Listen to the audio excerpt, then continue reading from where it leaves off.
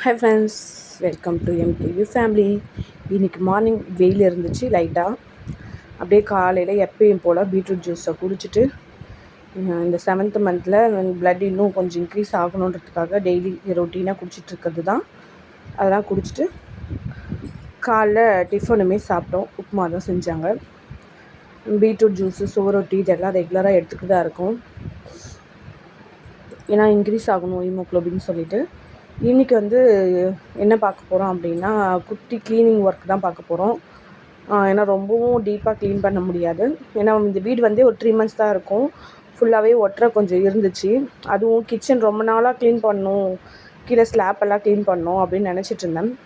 சரி, இன்றைக்கி அந்த வேலையை பார்க்கலான்னு துணியெல்லாம் ஃபஸ்ட்டு எடுத்து வச்சுட்டேன், துவச்சி எடுத்து வச்சுட்டேன். அதுக்கப்புறம் இது என் ஹஸ்பண்ட் பாரிஸில் வாங்கிட்டு வந்தாங்க. ஒட்டுற கொம்பு தான், நல்லா லென்த்தாக இருக்கும். அது பாருங்கள், நல்லா சின்னதாகவும் வைக்கலாம், நல்லா பெருசாகவும் வைக்கலாம். தேவைன்னா மேலே பிளெண்ட் பண்ணிக்கலாம், மடக்கிக்கலாம். அந்த மாதிரி தான் இருந்துச்சு. எங்களுக்கு வீட்டுக்கு தேவையான மோஸ்ட்லி நிறைய பொருள் நாங்கள் பாரிஸில் தான் வாங்குவோம். பாரிஸில் வாங்குறது அது எல்லாமே நான் இதில் காட்டுறேன். லாஸ்ட்டில் என்ன இருக்குதுன்னு காட்டுறேன். அது தனியாக ஒரு வீடியோவே போடுறேன் நான். ஏன்னா அவர் பாரிஸ்லேருந்து வாங்கிட்டு வரப்போ நிறைய திங்ஸ் வாங்கிட்டு வருவாங்க. எங்களுக்கு யூஸ்ஃபுல்லாகவே இருக்கும். அதில் ஒன்று தான் இந்த பொருள். நல்லா நீட்டாகவும் இருந்துச்சு. எனக்கு க்ளீன் பண்ணுறதுக்கு எனக்கு வாட்டமாக இருந்துச்சு. ஏன்னா ரொம்ப இது பண்ணிக்க வேணாம், ஸ்ட்ரெயின் பண்ணிக்க வேணாம், இதை வச்சு அப்படியே தட்டி விட்டுலாம், ஒட்டுறலாம் அப்படின்னு சொல்லிட்டு. ஏன்னா ரொம்ப ஃபுல்லாகவே வெளிப்படையாக காத்தோட்டமாக இருக்குது. எல்லா டஸ்ட்டும் உள்ளே சீக்கிரமாகவே நம்மளுக்கு வந்துடும். என் சிஸ்டம் எல்லாமே அடிக்கடி டஸ்ட் ஆகிடும். இன்றைக்கி முடிஞ்ச வரைக்கும் நம்ம தட்டி எடுத்துருவோம் சொல்லிவிட்டு சின்ன சின்னதாக செய்ய ஆரம்பித்தாச்சு. அதுவும் ரொம்ப நாள் ஆச்சுங்க இந்த பாட்டு கேட்டுன்னு வேலை செய்கிறதெல்லாம். இன்றைக்கி வீட்டில் பாப்பாவும் கிடையாது, லீவுன்றனால அவங்க அத்தை வீட்டுக்கு போயிருக்கா. நான் மட்டும்தான், நானும் அம்மா மட்டும்தான். அதனால் சொல்லிவிட்டு பாட்டு கேட்டே வேலை பார்ப்பேன்னு சொல்லிட்டு, நீங்களே பாருங்கள் நான் எவ்வளோ சவுண்டு வச்சுருக்கேன்னு சொல்லிவிட்டு கேட்டுக்கிட்டே வேலை பார்க்க தானே பிடிக்கும். அதனால் அப்புறமா துணி மேலே போட்டுலாம் சொல்லிட்டு நானும் அம்மாவும் போனோம். அம்மா எப்பவுமே கூட ஹெல்ப் பண்ணுவாங்க. சில நேரம் அம்மாவே போட்டு வந்துடுவாங்க. இன்றைக்கி நானும் கூட போகிறேன். 2 பேரும் சேர்ந்து மேலே காய போட்டுட்டு அப்புறமா கீழே க்ளீனிங் ஒர்க்கை ஸ்டார்ட் பண்ணியாச்சு. ஆல்ரெடி கோல்டு, ஆனால் இது இன்றைக்கி தான் பண்ண முடியும், இன்றைக்கி லீவு அப்படின்றனால இன்றைக்கி இந்த ஃபேஸ் மாஸ்க்ஸ்லாம் கட்டிக்கிட்டு இன்றைக்கி பண்ண ஆரம்பித்தாச்சு. கோல்டாக இருந்தாலும் எதுவாக இருந்தாலும் இன்றைக்கி முடிச்சிடணும். இந்த வேலையை நான் ஆரம்பிச்சுட்டேன் அப்படின்னா முடிச்சிடலாம். அப்படியே சின்ன சின்னதாக எட்டுற வரைக்கும் டஸ்ட்டு தட்டினேன். ஃபேன் எல்லாமே இருந்துச்சு. லாஸ்ட்டாக இதில் ஃபேனில் தட்டினா ரொம்ப போகலை, ஏறி தான் தட்டணும் அப்படின்னு சொல்லிட்டு ஃபேனெல்லாம் எவ்வளோ ஒட்டுற சேர்ந்துருக்கு சொல்லிவிட்டு நீங்களே பாருங்கள். லாஸ்ட்டாக அதெல்லாம் மேலே ஏறி தான் தட்டுற மாதிரி ஆச்சு.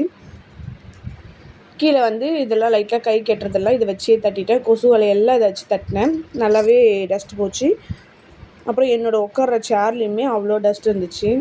ஜன்னல், கொசு வலை, நாங்கள் கொசு வலை எல்லாத்துக்கும் போட்டிருக்கோங்க, ஜன்னலுக்கெல்லாம். ஏன்னா கொசு நிறையா வரும், அதனால் சொல்லிவிட்டு கொசு வலை போட்டிருக்கோம். இந்த ஜன்னலில் கதவுக்குமே நாங்கள் கொசு வலை போட்டிருக்கோம். உங்கள் வீட்லேயும் இந்த மாதிரி கொசு வலைலாம் இருக்கான்னு சொல்லிட்டு மறக்காமல் கமெண்ட் பண்ணுங்கள். நல்லா அந்த பொம்மையெல்லாம் போட்டு நாங்கள் கொசு வலை போட்டிருப்போம். ஜன்னலுக்குமே போட்டிருப்போம். வேணும்னா அந்த ஜன்னல் திறந்துக்கிற மாதிரி இருக்கும். லைட்டாக திறந்து வச்சுட்டு கொசு வலையை மட்டும் க்ளோஸ் பண்ணுற மாதிரி, அந்த மாதிரி டைப்பில் தான் நாங்கள் போட்டு வச்சுருந்தோம், காற்று வரும்ன்றதுக்காக. எல்லா கொசு வலையிலையுமே டஸ்ட்டு சீக்கிரமாகவே நம்மளுக்கு படிஞ்சிடும். டஸ்ட்டு இப்போ எனக்கு 7th மந்த், இன்னும் 2 monthsல பாப்பா பிறந்துச்சுன்னா என்னால் எந்த ஒர்க்குமே பண்ண முடியாது. பாப்பாவை வச்சுட்டும் சரி, 9th month கிட்டேயோ இல்லை 8th monthலையோ நம்மளால் பண்ண முடியுமான்னு தெரியாது. டஸ்ட் அவ்வளோ இருக்கும். இப்போ தட்டிட்டோம் அப்படின்னா இன்னும் 3 months கழித்து பாப்பா பிறந்து கொஞ்சம் லைட்டாக வளர்ந்ததுக்கப்புறம் கூட நம்ம அந்த வேலையை மறுபடியும் பார்த்துக்கலாம் அப்படின்னு சொல்லிட்டு நான் பண்ண ஆரம்பித்தேன். ஏன்னா எங்கள் வீட்டில் என் ஹஸ்பண்ட் இருந்தாலோ பாப்பா இருந்தாலோ வச்சுக்கிட்டு பண்ணுறது ரொம்ப கஷ்டம். அவருமே ஒரு நாள் தான் லீவு கிடைக்குது, ரெஸ்ட் எடு அப்படின்னு சொல்லிடுவார். நம்மளை சோம்பேறியாக்கி விட்டுருவாங்க. அதனால் நான் அவர் இல்லாதப்போ தான் இதெல்லாம் பண்ணுவேன். அவர் இருக்கிறப்ப பண்ண முடியாது. நம்மளை ரெஸ்ட் எடுக்க சொல்கிறது தான் அவங்க வேலை. ஒரு நாள் லீவில் எதுக்கு இந்த வேலையெல்லாம் இழுத்து போட்டு செய்யணும் அப்படின்னு கேட்பாங்க. உத்தரா இருந்தாலுமே வச்சுட்டு பண்ணவே முடியாது. அவளுக்குமே டஸ்ட் ஆகிடும், டஸ்ட் அலர்ஜி ஆகிடும் அப்படின்னு யோசித்து அவர் இருந்தானா ஒரு ரூமில் வச்சு ரக் பண்ணிட்டு தான் பண்ணுற மாதிரி இருக்கும். சரி, அவளுமே இல்லை, நம்ம கொஞ்சம் ஃப்ரீயாக பண்ணலாம் அப்படின்னு நினச்சிட்டு எல்லாமே பண்ணி முடிச்சாச்சு. இந்த சின்ன சின்ன இதெல்லாம் முடிச்சிட்டேன். லாஸ்ட்டாக தாங்க ஃபேனுக்கே போனேன். ஏன்னா அவ்வளோ டஸ்ட்டுங்க அந்த ஃபேனில், காற்றே வரலங்க ஃபேனில், அந்த மாதிரி இருந்துச்சு. சிஸ்டம் நான் டெய்லி உட்காந்து ஒர்க் பண்ணுறதுன்றனால அடிக்கடி லைட்டாக துடைச்சிருவேன். ரொம்ப டஸ்ட் இருக்காது. அப்படி இருந்து இன்றைக்கி வந்து இருந்த வரைக்கும் லைட்டாக தொடச்சி விட்டேன். டேபிள் கீழெல்லாம் லைட்டாக இருந்துச்சு, அது எல்லாமே தட்டி விட்டுட்டேன். யாரெலாம் இப்படி க்ளீன் பண்ணுவாங்க அடிக்கடி அப்படின்னு எனக்கு தெரியாது. சில பேர் வந்து டெய்லி கூட பண்ணுவாங்க. எனக்கு டைம் கிடைக்கிறப்ப நான் பண்ணுவேன். ரொம்ப க்ளீனாக வச்சுக்கணும்னு நினைக்க மாட்டேன். என்னால் முடிஞ்ச வரைக்கும் நான் க்ளீனாக வச்சுக்கணும் அப்படின்னு நினைக்கிறது தான். அப்படின்னு சொல்லிவிட்டு இது எல்லாமே தொடச்சி வச்சாச்சு. பாருங்கள், கீபோர்டெலாம் கூட அந்த டஸ்ட்டு, கீபோர்ட்லலாம் டஸ்ட்டு மோஸ்ட்லி போகவே போகாது. அப்படியே ஒரு மாதிரி மண் கலரில் ஒட்டிக்கிட்டே இருக்கும். அதெல்லாம் கூட தொடச்சி எடுத்துகிட்டு ஃபேனை தொடச்சி தான் அந்த ஃபேன்லேருந்து இந்த டஸ்ட்டை பார்த்திங்கன்னா அவ்வளோதான், அப்படி இருக்குது.